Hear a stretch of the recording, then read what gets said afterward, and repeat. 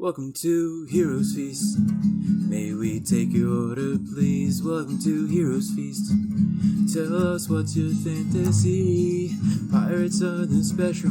We got gods on the side, bastards on the daily. All you gotta do is decide.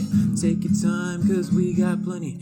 Just 1 sec, gotta roll a d20. Eat it here or take it to go. Put your earbuds in and enjoy the show.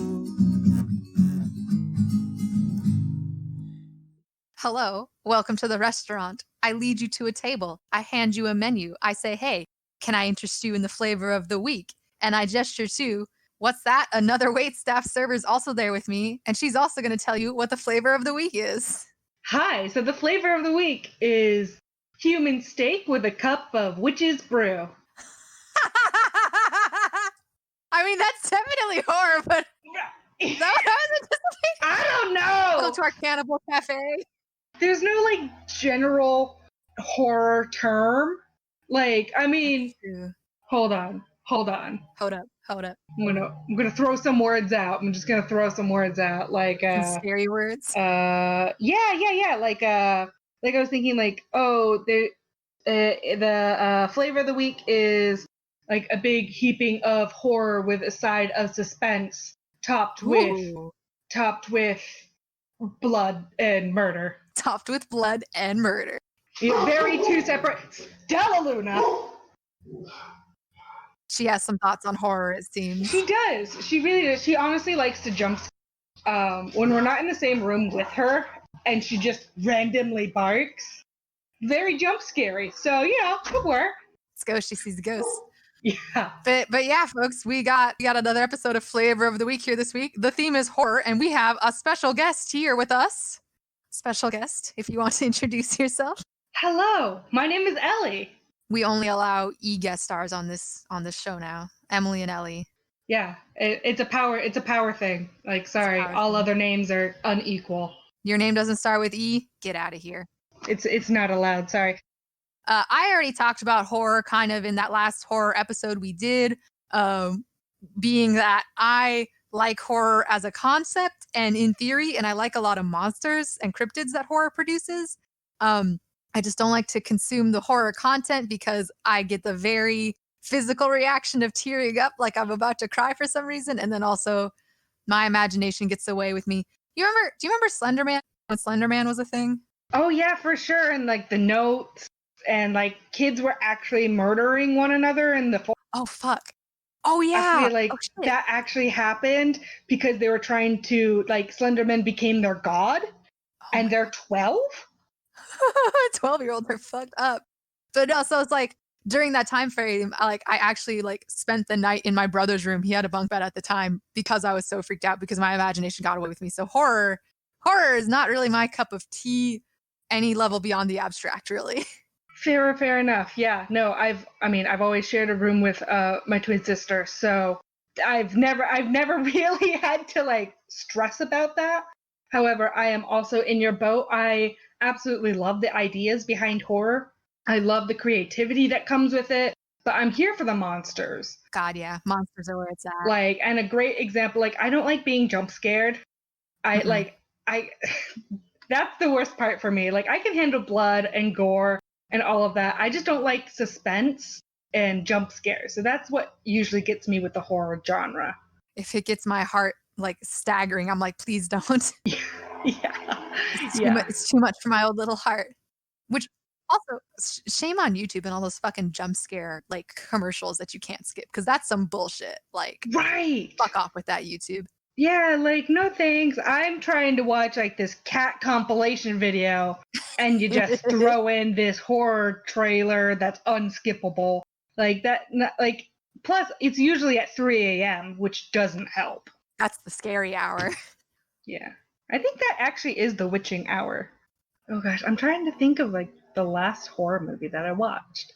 I don't know about the last scary movie I ever saw, but I know the last one I saw in theaters was Us, if you would count that as horror. I guess it kind of is. It's like a psychological thriller. I don't know.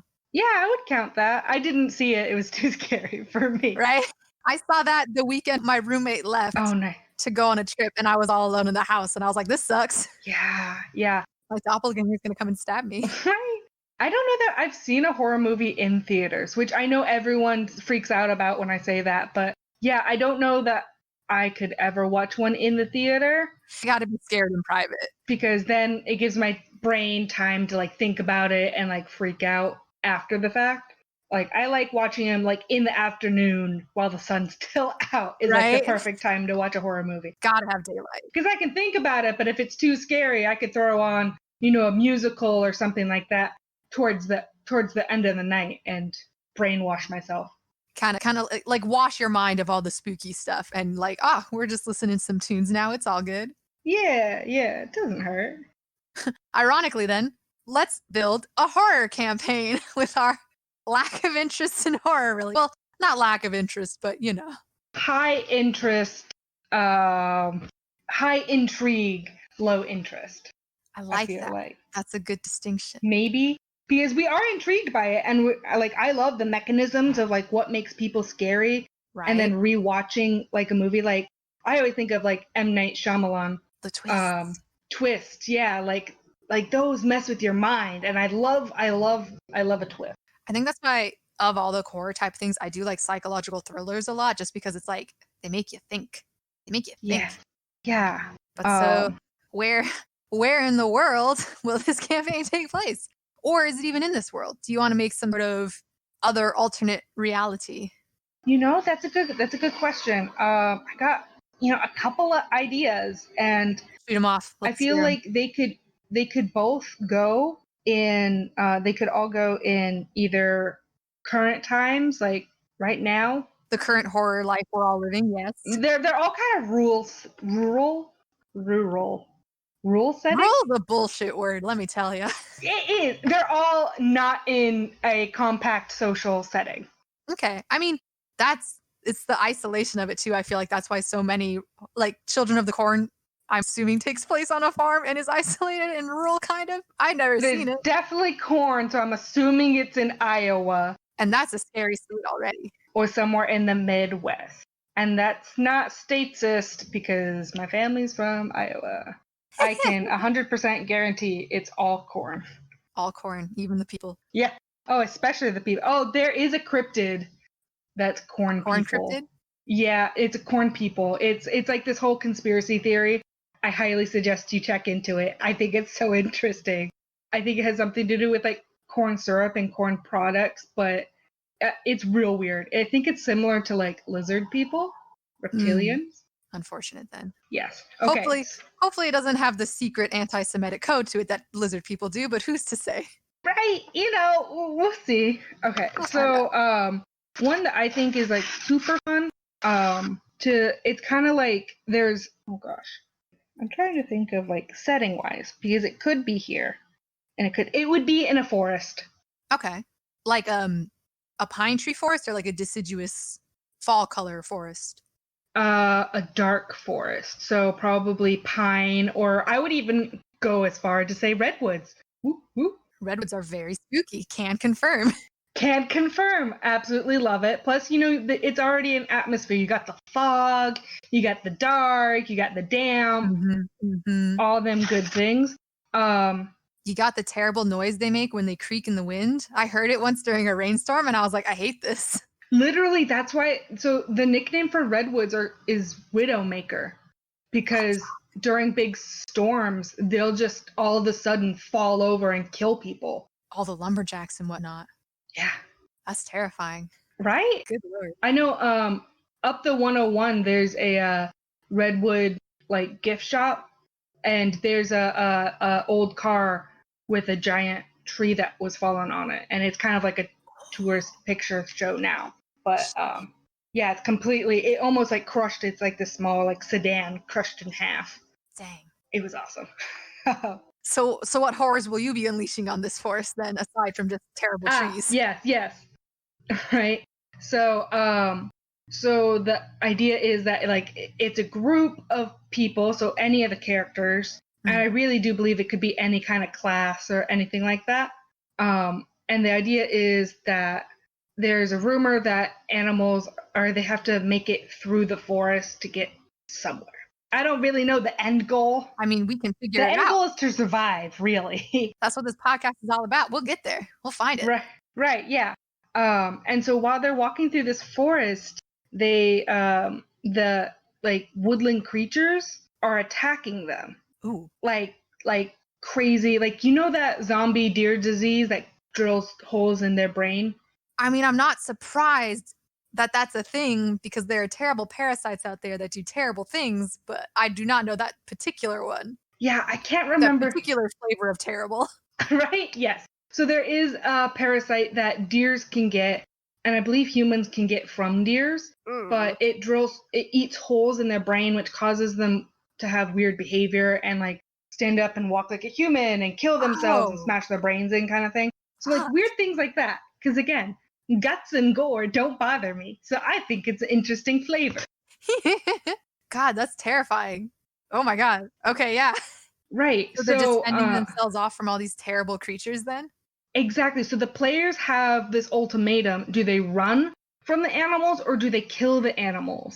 So they're kind of choosing the ending because guess what? There's a twist. Ooh. Our own little M. Night Shyamalan over here with her twists. Right. I mean, it's as good as I can kind of get it. But if the players choose to run, then all they have to do is fight the animals and make it out alive of the forest.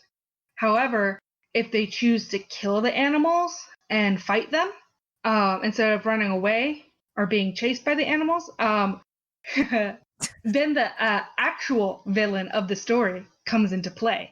Oh, shit. Okay. So it's kind of like a fight or flight simulator almost, where it's like you can stick around or you can get the fuck out of Dodge. That's not how that expression goes. Never mind.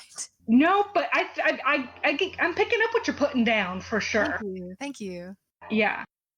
So in my brain, the animals are only attacking the players to get them out of the forest to safety because the real enemy are killer ents. The trees are the killers. And so the deeper in the forest they go, the more evil acts that the trees do, trying to eat and kill the players. I love that. I like that a lot. There's this book I didn't actually read the book, but I heard about it. And it talked about a long time about how there's this theory that trees domesticated humans actually. And God, I wish I could remember more about it. But like, 100%. Like, as a botany enthusiast, plants 100%.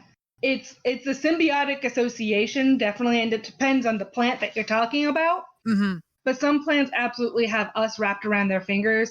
We have other plants, like corn, for instance, back on the corn trend. Fun little corn fact. Corn can't reproduce by itself. We modified it so much that it needs humans to do that for it to keep reproducing. So we'll always have corn. So if everyone just decided not to make corn anymore, it would go extinct very quickly. And I think it's the same for bananas as well. And also for French bulldogs. Yes. But wild. So wild that we've made things so codependent on us. Right. I mean, how selfish is that? Well, that's humans for you, huh? The real horror all along. I love that. Okay. So did you have another idea or was that just the one? I did. Yes. Okay, cool. Let's hear all the good ones and then we'll pick one and we can I know. I'm so sorry. Yeah. No, that's totally fine. I love the enthusiasm. Ellie enthusiasm. E for enthusiasm, E for Ellie, E for Heck Emily. Yes. That's always the word I end up, because teachers always make you choose like a stupid word that describes you, that begins with the first letter of your name. I'm like, oh well, crap. Like, I guess I'm loud enough that I can use enthusiastic for the rest of my life, because that's all that really means. Enthusiastic just means you're really loud. Passionate about a lot of stuff. Yeah, exactly. Oh my gosh. I just have a note here that just says eyes are creepy. I mean, yeah, that's true. I think that's like my personal horror. I don't like eyes. So it's like the face looking back at you in the mirror. You're looking out a window. Someone was telling that creepy story where like they were looking in a keyhole and all they saw was red. And then when they finally were able to break down the door, they realized the person that was dead inside had red eyes. Oh. And so it was just the person looking directly at them through the keyhole. I don't like that crap. That stuff's too creepy for me. YouTube definitely recommended one of the Watch Your Weekly. I don't know if you know the YouTube series. Yes, I can't.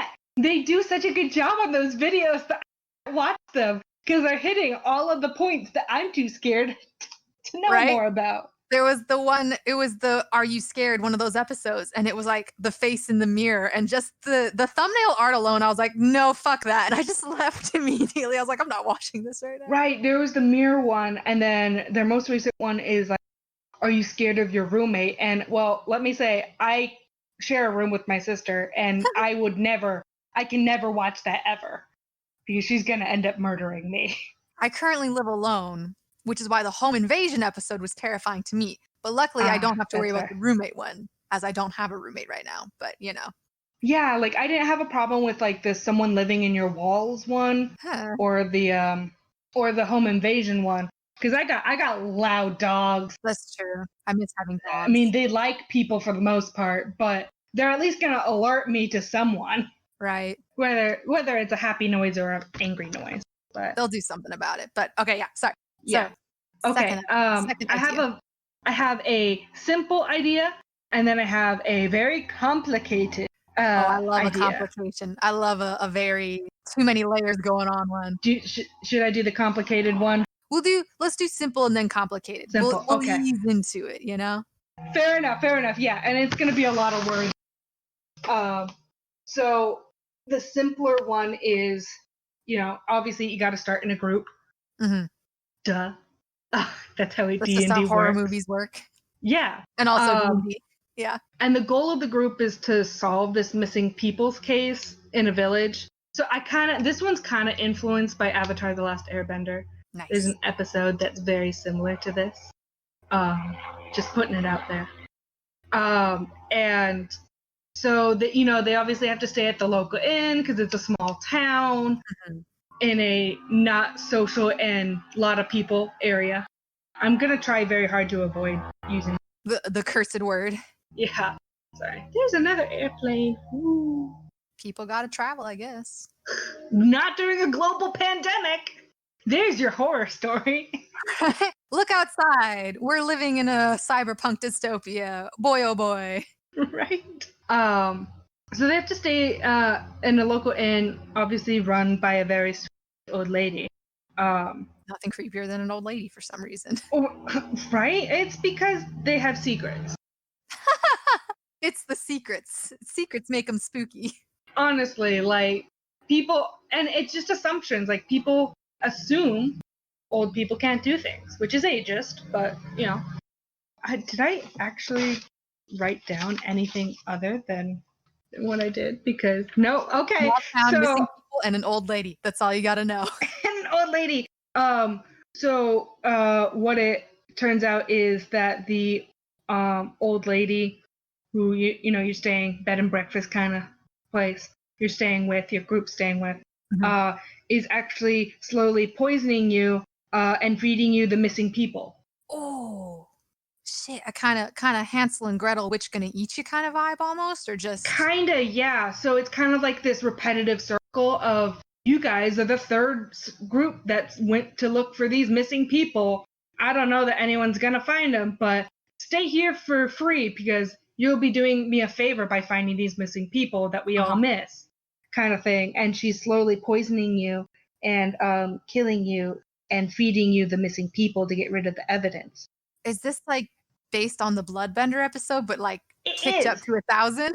Yeah, exactly. It's like that one. And there's a book that my sister was talking to me about like this werewolf and an archaeologist. Like a werewolf town and archaeologist. I don't remember anything other than that. But it was very similar. I mean, you got me on board with werewolf and archaeologist. I love those two things. So right? Seems like an interesting book. It felt like a classic. I don't know. So that's the simpler one is, you can't go wrong with some cannibalism and poison. You really can't. Like, woohoo, point for poison. Honestly, if you're going to kill anyone, do it with poison. There are so many everyday plants everywhere. Truly, it's a wonder humans were able to evolve and become this populous in the first place. There's so many things we can't eat. Exactly. It reminds me of there's the camping story. I don't know if you heard it or not.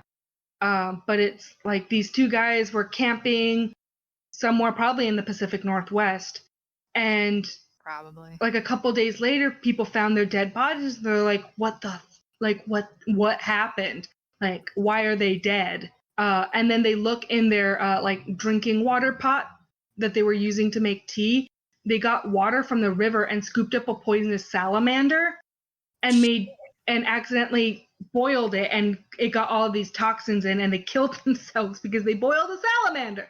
How do you not notice a whole ass salamander in your pot? Right? That's wild.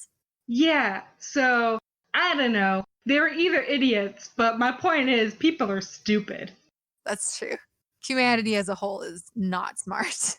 Yeah. But, we'll get there. There's definitely some smart ones out there. Gotta factor in all the variables. That's true. After talking about the intelligence of humanity, let's dive into that complex idea now. Right? I'm gonna try to keep this as simple as possible. However, okay, so this one's a bit tricky because you'll need a co-DM. That's a fun concept. All right. Or a secret agent that knows the end goal. Like a hidden role game almost. That the other players don't know. Okay, all right. I'm into this. Like, don't know that they're a co-DM. Like, it's a secret co-DM. Yes. And so it's kind of like an escape room idea. Where they're stuck in a haunted house. And the way that I would do it is I would have each player join at separate times, kind of thing, or like deafen themselves until they get a message, kind of thing, saying, okay, you can come in, like on the server. Okay. But so each player, it would start with the co-DM figuring out their room and escaping from their room. And then once they get out of their room, they meet up with another player. And then those two are a pair that have to get through the next room. And so each room that you go through, you meet up with a new player. But each room is different, and they have to fight like different horror entities, different monsters, or they have to face their own fears, kind of things like that. Very spooky. But then the final boss is that co-DM that's been with them all along. Oh no, the betrayal. Oh, and fuck. He's like super beat up. Ma'am, I know you're sleeping. Can you not growl in your sleep, please? I'm recording. Angry sleep. I know. She's probably biting the mailman or something. I don't know. Who knows? She doesn't have that many brain cells. It's just a baby. Probably not that elaborate. Yeah. Just a baby. Yeah. But yeah, that's my complicated idea. And I think it's just technically complicated, but I don't know what the different rooms could be. Like, there's so many options for flavor to be added. That's true. You could go ham on that if you wanted to. Yeah. Okay, cool. These are all... I'm so mad. Ellie, do you want to come back for 2 separate episodes and we can flesh out each of these ideas in turn? Because they're all really good. I would absolutely love that. Brilliant. Let's pick one to focus in on now then. Okay, I'll let you choose. I have given you the 3. There's the Killer Woods. There's the cannibalistic, murderistic old lady. And there's the escape room haunted house. Okie dokie. All right. Well, I will say, I feel like if you're going with the D&D engine to play it, I feel like the first one, the spooky horror forest, I feel like that one would be the most D&D friendly for the engine. I feel like the other ones, it'd be interesting to see if there were other kind of tabletop role-playing games that you could do those ones with that might work better. Mm-hmm. Although D&D could probably still work for the cannibalistic murder lady too. Gosh, which one do I want to be haunted by tonight most? Let's see. I want to talk about the complex idea. I want to dive into the one because I just think that could be so delicious. All right, the escape room one? Yes. All right. So like obviously with that one, it could take place wherever because really the campaign is just going to take place within that whatever spooky house you're in, right? Exactly. It could be, the random Victorian house that's stuck in the middle of business buildings. It could be a literal normal business building where each floor is a different room. It could be Oh gosh, it could be I would go so far as to say it could be a haunted castle or cathedral, like that's been abandoned. You could do literally any setting. It can work in any setting as long as it's a building with multiple rooms. How does this strike your fancy? An abandoned mall, I love it. Malls are creepy when the lights are off.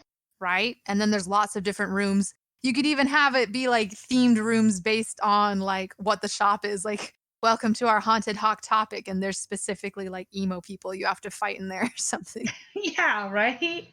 Yeah, we could absolutely. Oh, yeah, it could be fun. And you could pick out like different monsters or create your own monsters to fit. Like, you could have fun with it, make as many puns as you want. I'm trying to think of one. What's the one that uses half naked people in front of their store? Victoria's Secrets? No, the other one. Not the female only one. Abercrombie and Fitch? Is it Abercrombie? I think so, yeah. Yeah, you could have like Minotaurs in there because, they're shirtless and buff. And that's that. the whole point of that is you're not a Minotaur, you're not allowed in. So it'd be kind of a modern day setting then if we're going to use a mall for this. Yeah, uh-huh. Yeah. Okay. So then now how do you feel about modern day D&D settings where it's like modern day orcs and dwarves and whatnot? Like they're there, but they also use cell phones, or do you want it to just be just people? Except for the monsters, obviously, but Honestly, I think it's fun. I have a hard time with technology, only because I feel like our modern technology gives us too much freedom. too And many choices. yeah, it gives us too many tools, so I don't think I think it gives us an advantage. Ooh, And I like things to be difficult. So I'm trying to think of like, will electronics work? I like things to be difficult. I do. I like a good challenge. Well, then consider this. What if we like steal a page from Stranger Things and just make it be an abandoned mall from like the 80s or 70s or something, pre smartphones and stuff. Heck yeah, we could go a step further and say like they were gonna go check out this mall and then they were time portaled to the different era in the mall. I like that idea too, because then it gives them a reason to have to search for stuff, because then they have to try and find a way back. Hence why they're going to all the rooms. Exactly, and they won't have internet to use their phones. I like that too, because then it's like you can still use your phone as like a camera or a flashlight, and those could be good things to have for spooky elements. Yeah. But then, like you said, they can't research stuff. They can't call each other really because there's no service back then. Exactly. And it gives us the end goal of we need to get back home. I like that a lot. Okie dokie. Or figure out what's causing this time twist. So time twist. So there's no tech. So fantasy peoples. Then yes or no? Like, are there elves? Are there elves at the hot topic? Are there goblins serving lemonade at the Orange Julius? That's a lemonade place, right? No. Who I mean, corn on a stick. Corn on a corn stick. Dog That's on what a I was stick. thinking of. Corn dog on a stick. Hot dog on a stick. Hot dog on a stick. That's processed meat, and there's corn around it. Corn. Yeah. Always corn. I mean, I swear, I'm telling you, look into that conspiracy. So, like, I guess the room your character starts in, it could either be like it could kind of match your character, or like could be completely unrelated. I guess it depends on your character you want to play. But like, yeah, I feel like it could be almost like Pokemon-esque, because there's the different flavors of Pokemon, like grass and bug and ghost and electric types. Yeah. So we could pit opposites against opposites. Oh, that's a fun idea. It could be too, where it's like, because there's so many different stores, it could be like you have stores that are the people stores where the other players are in, and then you could have reward stores that have fun things that could help them, and then like monster stores, which are the stores that have the monsters in them. Yeah, we could do it like a kind of like a choose your own adventure. Yeah.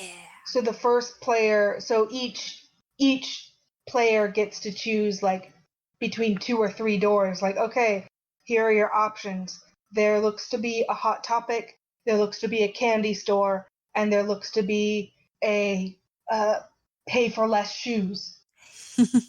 Which one do you choose? Is Payless still around? Are they gone now? I don't No, remember. they're gone. Just like Fresh and Easy. I think it was originally a British store or company, and they went under. I'm not sure though. Oh no. I know that was true for Fresh and Easy, which is why they all left, which is a grocery store for you guys who don't know. It was a really nice fresh food grocery store that was really, really popular, but it still went under. And they left California at the very least. Well, shit, that's a bummer. Yeah, no, Payless is gone. But yeah, I like the choose your own adventure element of it. And then too, because then it could add extra challenges. Because if your party disagrees and one person's like, I want to go here, and then another person's like, well, I want to go here. You could have them go to different ones, and then it's like, oops, now you got to face this challenge on your own. So it's like, the consequences. Exactly, yeah. And then I feel like the DM could even like split the numbers. Like you have a D20, you could split it 3 ways or halfway. So whatever you roll is going to depend on what's in the doors that they choose. So it's not predetermined. You just have like, you could even make a list of like 1 through 20 of different like creatures or obstacles or rewards and roll that and have that be whatever. So like you roll a 16. Oh, it looks like that's going to be orcs or something like that, and you can... It's orcs. Right. I like that too, because like me and my hoarding nature, I would be like, I have to check every room and make sure I pick up everything. But if it's all randomized, then I'm not really missing out, because technically there's nothing in that room just yet until I enter it. So I'm not really missing out on anything. It's fine. Yeah, it depends on what kind of style of DM you are. Do you like to plan? Are you going to make your characters fight opposite Pokemon types of characters, or are you kind of like roll the dice and just kind of make it more of a loose campaign of be like, let's see what happens. Let's hope you don't die. And then I was going to ask, what's the villain? But I guess the co-DM secret imposter is kind of the villain in a way all along. Yeah. I'm trying to think of like the best way to make them more powerful. Like, are they just holding back, or are they the one that's in control of all the other monsters? That's a good question. Yeah. What's the villain's point of view? What's their purpose? What's their motivation? Yeah. Because like, is it like some sort of trickster god and they just kind of wanted to fuck around just for the sake of fucking around, or is there an actual purpose to this? Like, why? Well, we could even go the possessed route, where it actually is one of their friends. What could be fun too is like, I know the buildup of the betrayal would make it all the worse because they've been with everyone the longest, but it could be fun if it's just a random player and like before the session, you're like, you pick someone, you're like, hey, guess what? You're going to fuck this up for everyone. And they're like kind of trying to sabotage the party all along or something. And then at the end, if they find their way out, maybe that's when they reveal themselves and they're like, just kidding, I'm going to kill you all now. Yeah, or something along the lines of like, maybe the players don't actually know who's the one until like 1 or 2 room or the room before like the big bad like takedown, where the DM, I don't know, I'm thinking of like electronically they can send a quick message to a random player being like, hey, like, ooh, you accidentally stepped on this thing which caused you to be possessed. Like, you broke a lamp and now you're possessed by an evil genie kind of thing. You have no control over your body. I will be sending you directions on what to do and how to behave. Ooh, that's fun. Especially, too, in today's social distancing times, all the easier to orchestrate something digitally like that online via Discord or Roll20 or what have you. Yeah. And I even know, like, in Critical Role, they have the little iPad, so the DM can send them individual notes and whatnot, which I think is super helpful because I have a hard time as a player not listening to something that's meant for only one player. I'm nosy. I gotta know. Yeah. So, it could be like a spur of the moment possession. I like that. And just be like, I'm trying to think of like how to make it fair though, because then it would have to be a player that wouldn't mind being possessed and can add and still add their flair and play. That's true too, yeah. Because I know when it comes to imposter games, when I'm the imposter, I fall to pieces and I'm very bad at it. So like if I was playing this campaign and the DM was like, hey, guess what? You're possessed now. I'd be like, oh, fuck, I'm going to ruin this immediately. Right. And so I'm like, do they just start like, does the DM leak different like personality traits to this player, being like, oh, like you tell them like, oh hey, 3 rooms before they get to the big battle or whatever, they're like, hey, you just got secretly possessed, tell no one. You hear a voice in your head that tells you what to do. Like, I'll send more instructions later. Or do they send them like a completely new character sheet that's based off of their own character that now has different abilities, like stronger abilities, but towards the dark side? So they could take, a paladin who's, lawful good and have them become possessed, and then send them the same character sheet that's, instead of level 5, now is at level 15 and like chaotically evil. I love the thought of some bugbear paladin just at the mall. Gotta get some new breastplates, Yeah. shopping. Oh man, bugbears are literally my favorite. Bugbears are very good. But because you can't exactly ask them before the campaign, hey, who's cool with being possessed? Because that kind of gives away the plot, as it were. I guess if you're doing this with a group of friends, though, you'd probably have a good enough vibe of who would be comfortable doing this and who wouldn't. So that kind of alleviates that problem. Yeah. My only other thought to like maybe balance that out is maybe, if a character splits off from the rest of the group, because they choose a different door than everyone, and then at some point they have to meet back up. Yeah. Maybe they secretly die and they're given the ultimatum, are you dead, or are you okay with being possessed? And you continue to play your character, but with this new character sheet. That's some Among Us imposter shit there. I love that. I love consequences. Like, in the real life, I'm terrified of consequences, but in games, I love consequences where it's like, well, you did this, so here's this domino effect of all this other stuff. So I like that, where it's like, hey, you split the party and now your teammate is dead, but also not really dead, wink, wink, because now they're possessed and they're going to kill you all. So I like that. I think that's a fun idea to figure out. Basically, the first person to die, maybe, and then it's like, oops, you're possessed. Oh, that could be a fun kind of Sharks and Minnows things where if other people die, they also get possessed, and then you lose the campaign if everyone gets possessed. Yeah, imposters win. Imposters win. But I think that could be fun. I like that. And I think your option too is like, you can be dead for reals or you can be possessed. I think that's a nice option, because then if they don't want to play with the possession, they can. But then it's like, it might get a little boring for them because they will be dead. But maybe they can join the DM and help build all the other rooms or something and have fun with it that way. That way everyone's still included. Yeah, like they can help, I don't know, like lay booby traps or something like that. Like as a ghost, you can still fuck shit up. That's true. Welcome to our D&D campaign, and we're just going to recreate Among Us, but in a mall. Yeah. Yeah. But I like that. So then if they win, obviously they get to teleport back to modern days and everything's hunky-dory.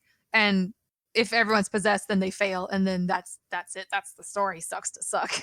Yeah. And like, even we could end on another note for future travelers who get stuck in the same thing.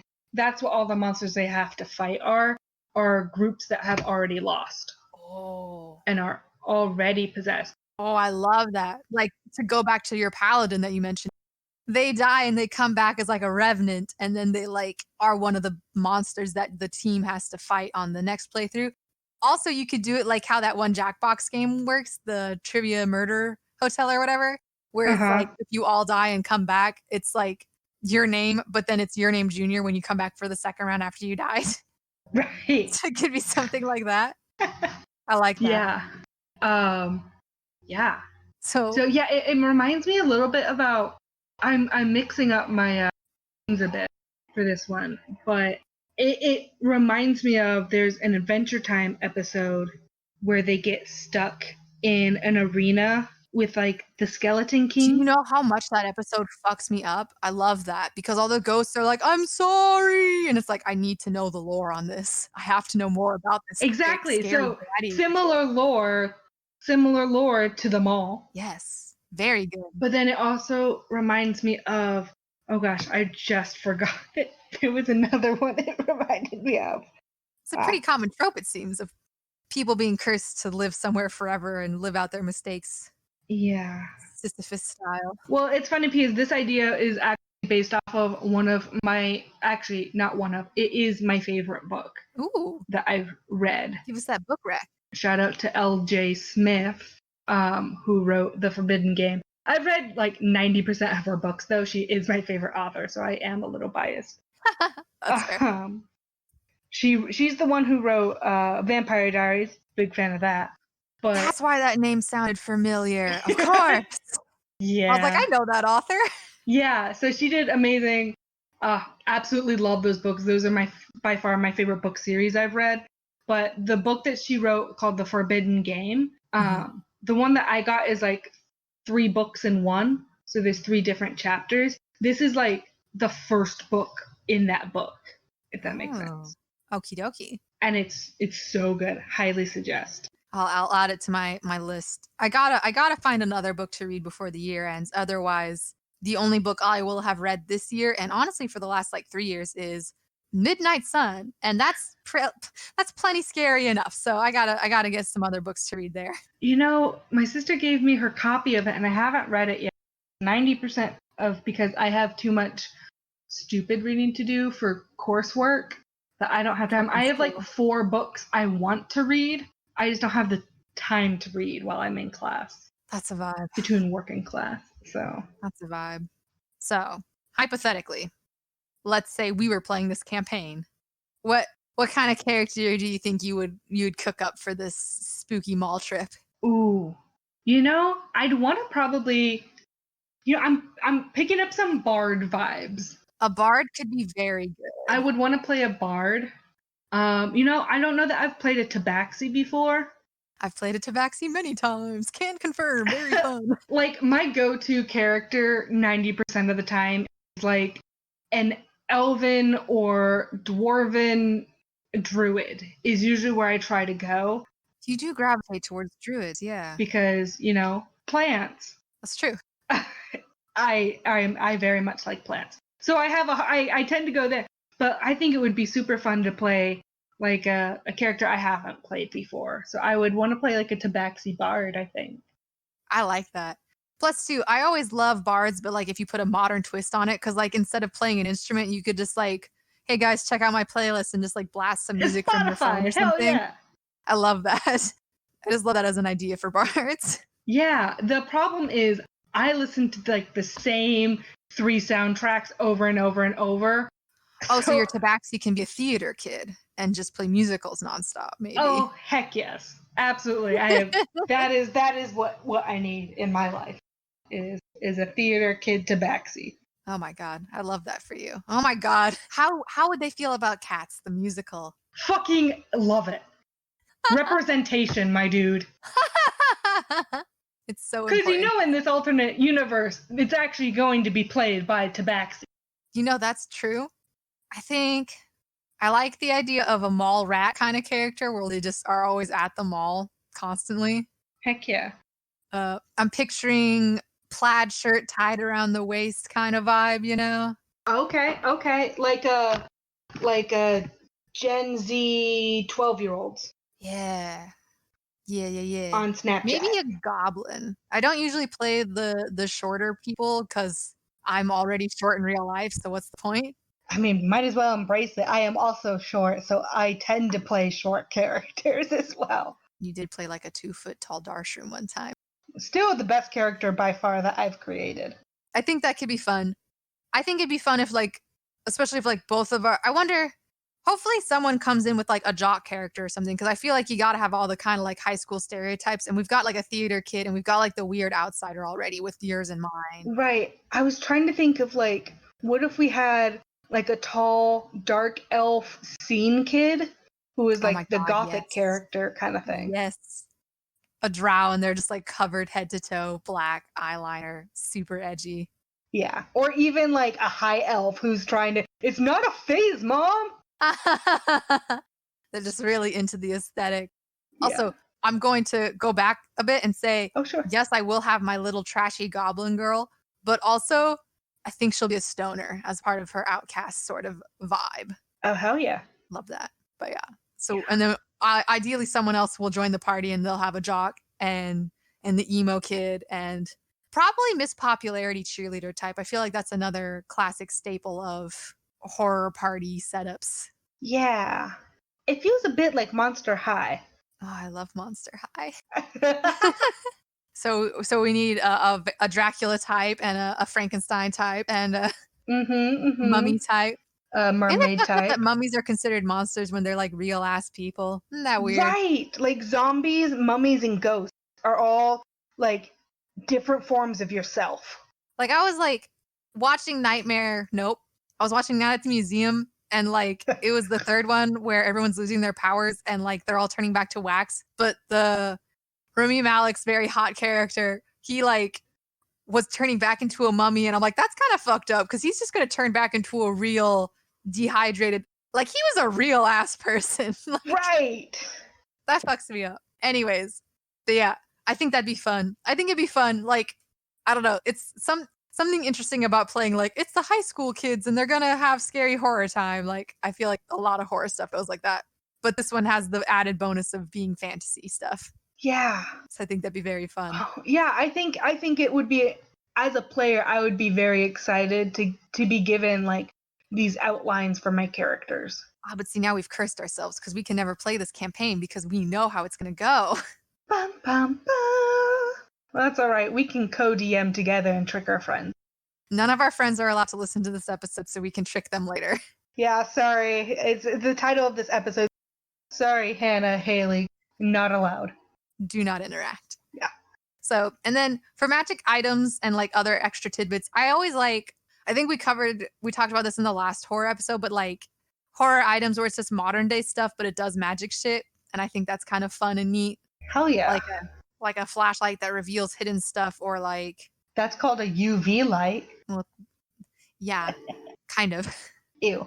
Or like one of those like those little oh my god, what are they called? Laser pointer things, but it like is an actual magic laser or something. I don't know. I think those could be kind of fun to do. Like a mini lightsaber? Yes. Oh, that'd be grand. Oh yeah, I would for sure. It makes me think of like the Percy Jackson sword pen. That was such a kudos to Rick Riordan, because like what a fun design, so easy to carry, so discreet, and then you just pop the cap and it turns into a sword. Fantastic. Love it. Right. Or then like you go to like that one, that like new age store and it's like got those tapestries and it's like the tapestries can act as like scrolls and like release things or something. Or you could find like a cloak type Harry Potter invisibility type deal. Hell yeah. I don't know. I think there's a lot of fun, especially at a mall. Malls are chock-a-block full with stuff.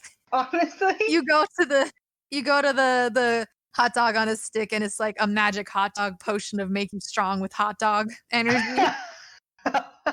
It made me think of like a gumball machine, but there's a spell printed on the gumball, and so each gumball flavor has like a different spell, and you don't know what it is until you chew it. That's a fun concept. I like that. And then it's especially fun too because it's just like maybe that's just how this mall is because it's a fantasy mall. Maybe it's just always like this with spell imbued gumdrops and stuff. Yeah, it's just chaos. I like that. That's so fun. I think we need more chaotic places in the world. Truly. Let me go feral somewhere. Right. And then like monsters, do we want to stick specifically to spooky monsters or like, because I feel like there's got to be one store where the mannequins come to life because that shit is so creepy. Oh, I freaking I hate mannequins. Like they're so bad. They're so creepy. And I totally blame Doctor Who for that. Doctor Who fucked me up. Do you remember that one, the ghost tour we went on, and they were talking about that one person who went to this upstairs area of the store, and they were like, "Oh, I didn't know you got a mannequin," and they were like, "We didn't order any mannequins," and they went back up and it was gone. Yes, I think about that a lot. That fucked me up. Oh, that was such an interesting tour too. It was really good. Shout out to the Haunted Eureka tour in California, y'all. Don't know if they're currently doing it still because of pandemic, but if they are, do it responsibly and check it out. Yeah, it was really cool. Very spooky, but in an appropriate way. Oh my god. And then also I feel like this would be such a good environment to just have a shit ton of mimics. Yes. Oh like my gosh. Everything is just a mimic. I saw an image recently on the internet where someone had a bloodstain mimic. Ooh. Where it looks like a pool of blood, but then you touch it and it's like this giant, like very long-legged, spidery like Ew. sharp teeth mouth thing. Ew, I don't like that. It was such an interesting like character design drawing, and I was like, heck yes, I wish I had the words to describe it. God, yeah. But yeah, you'd even turn that into like a slushy puddle or something. Be like, oops, the slushy machine's busted, and then it's that horror that you just described, and it's like, oops, there we go. Yeah. There's so many things in a mall that you can have so many ideas. And surprise, malls are actually very creepy. Surprise! I know. That was another idea I was playing at, like, is the similar concept, but you're stuck at an amusement park. Oh, God, yeah. Abandoned amusement parks, so creepy. That it also ties back to my favorite book. But they had a mimic kind of in the story. I mean, it wasn't a mimic, but, you know, it was as close to a mimic similar thing as you can get. Yeah. But it was like, you know, at zoos and amusement parks, they have like character trash cans. Oh my God, that like yeah. say words to get little kids to throw trash in them, kind of thing. Well, it was a lion one, and it almost ate a character. It was really amusing. So I was like, hey, that could be fun, but I couldn't fully flesh it out or even begin the whole idea. I was just like, that was creepy. They also talked about the animatronics coming to life, like on a ride, and I thought that was creepy as well, because animatronics are just moving mannequins, which are even worse. I mean, there's a reason Five Nights at Freddy's was so widely popular. It's a good idea. Mannequins are terrifying, as well are animatronic little creature things. And honestly, if there's some Chuck E. Cheese-esque store in the mall, there you go. Get your creepy animatronics in. Yeah. I love that. Honestly. I mean, yeah, like a Jump-A-Palooza or something like that. I like that. And then I'm not really sure if this environment would lend itself to having a lot of NPCs necessarily, because I think, especially when it comes to like we were saying with the amusement parks and the malls, I think the horror comes from the fact that it is an environment that is supposed to be very populous, but it's very weirdly empty, and that's where the horror comes from. So I don't think there would be a lot of like, hey, Steve's here, he runs the phone stand. Like, I don't really think that would be an option in this 70s fantasy mall. Yeah. I think it's mostly just the party is there and then the monsters are there, and that's about it, really. Yeah, it has to be at some level abandoned, I feel. But it also has to have enough lore that it's intriguing to small groups of people. That's true. That's fair. You know, which I think we hit on several times. Yeah, I mean, I would love to play this game. I'm interested in it. Right? I'm biased, but you know, that's the whole point of this podcast. Same. But yeah, I think it's a fun idea. Yeah. Like, very scary abandoned mall that the party gets teleported to. Cause then it like they get scattered to the different rooms, and you kind of have to go room by room and face all the different challenges. Yeah. I wonder too, there must be some sort, maybe there's like stuff they have to collect from the different rooms in the mall to create the spell that brings them back or something. Like different pieces or different objects. Yeah, that way it gives them another reason to search all the different rooms and stuff. Yeah, like, I don't know, like, well, honestly, when you brought up, like, those acid tapestry kind of sheets, like, what if there's one that's, like, torn to pieces and scattered around the mall, and you have to put it together, and it creates the portal back to home? I like that. That's a fun idea. It could be, too, where it's, like, that way you kind of force them to fight monsters, because, like, maybe there's one mimic and it's got like a piece of the tapestry stuck in its teeth or something. So you have to kill it to get the tapestry out, or like reason with it. But you know, most people tend to attack rather than talk. Attack rather than talk. I know. I tried the talking route before with my siblings have a small campaign that I was part of for a little bit. And yeah, they're not too friendly with the talking. More the slash and fight, I guess. Yeah, just a bit. Yeah, I'm trying to think of like, yeah, I don't think there'd be any NPCs. No, I think it's just the party trying not to die, or if they do die, then getting possessed. I'm trying to figure out how they would know what direction they needed, or like what happened.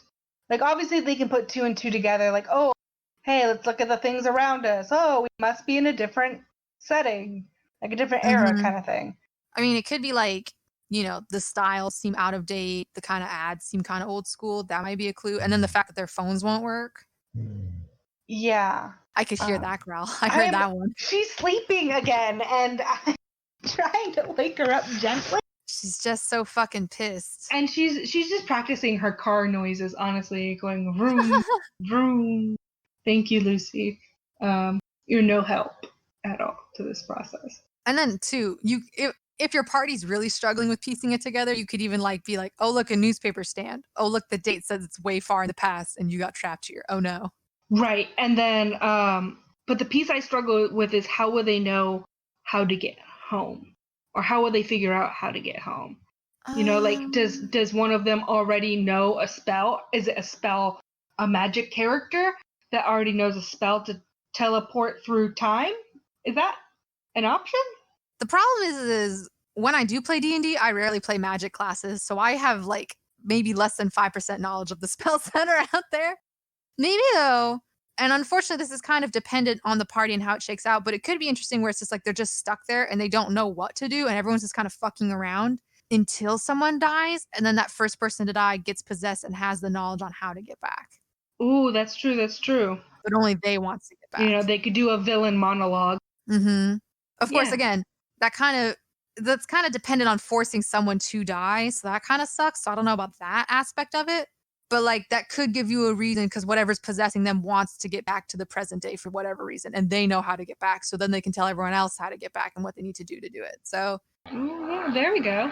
Could be challenging to pull off, but like, hey, you know, nothing more rewarding than seeing your convoluted DM scheme work out well, you know?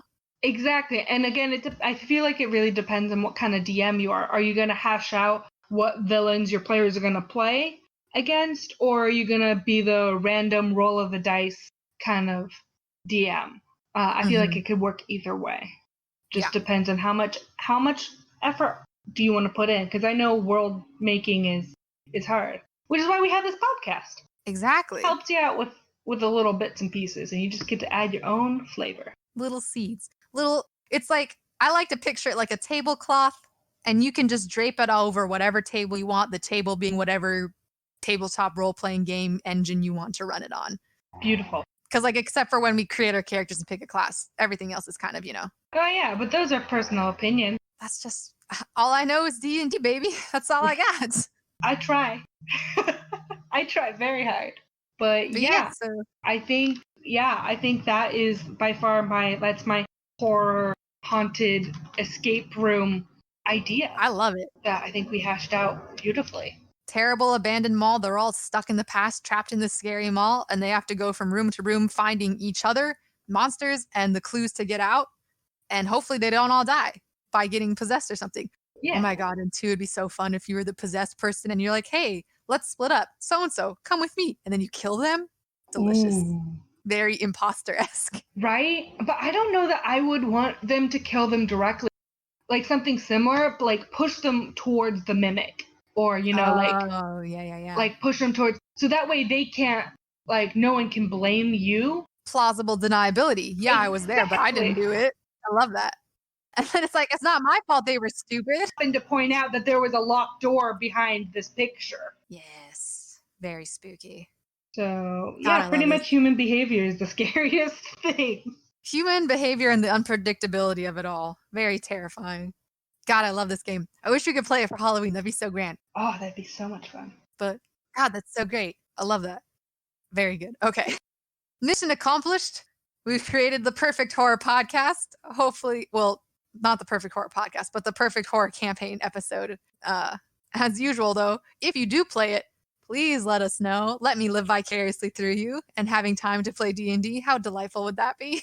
Yeah, let us know. I'd love to hear, like, the different monsters, the different scenarios, the different characters that people are playing. I'd really love to see where... Turn it into your own podcast, and then we can listen to it. Yeah. Well, and thank you, Ellie, for joining us. I appreciate it. Thank you for inviting me. I enjoyed this little conversation that we... Just a chill time, talking about chill things. Normally, I would also ask if there's anything you want to plug, but I don't know if there's anything you want to plug because I don't really. I mean, everyone stay safe and stay healthy. It's still a global pandemic. Very true. The real horrors are outside.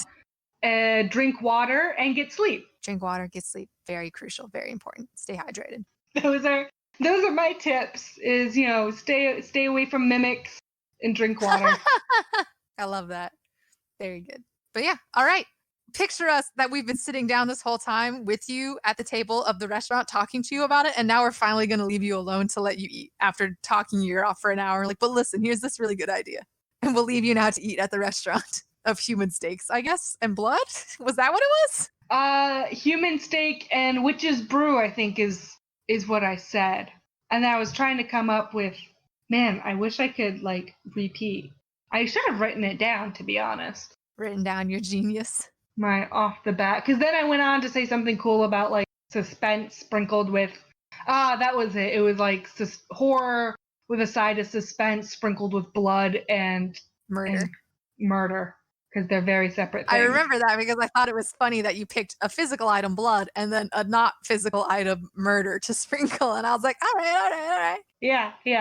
But yeah, so there's that on that. And then, as always, if you want to hear more of our stuff, you can follow the Heroes Feast podcast at Heroes Feast Pod.